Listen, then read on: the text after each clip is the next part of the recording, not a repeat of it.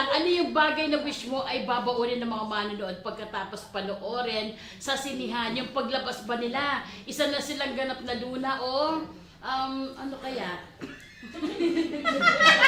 Gusto ko na kasi panoorin eh. Para makulit ako talaga. Pag nanood kayo, isuot nyo yan. Oo, yes. Para talagang- Didiretso lang ako sa SM mamaya.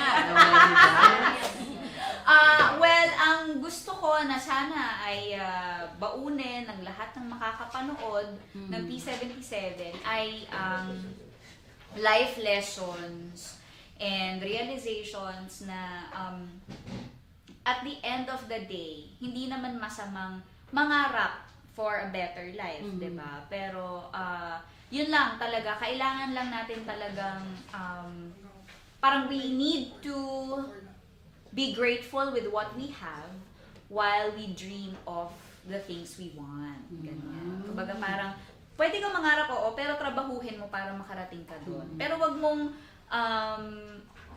mong i-pressure yung sarili mo so much of getting there right away. Kasi with that, baka nane-neglect mo naman yung pamilya mo, 'di ba? Baka naman nane-neglect mo ang pagmamahal mo sa pamilya mo. So yun, kailangan balanse lang. Yun. Pero sa horror feels, yung anong babaunin kaya ng mga mga manonood?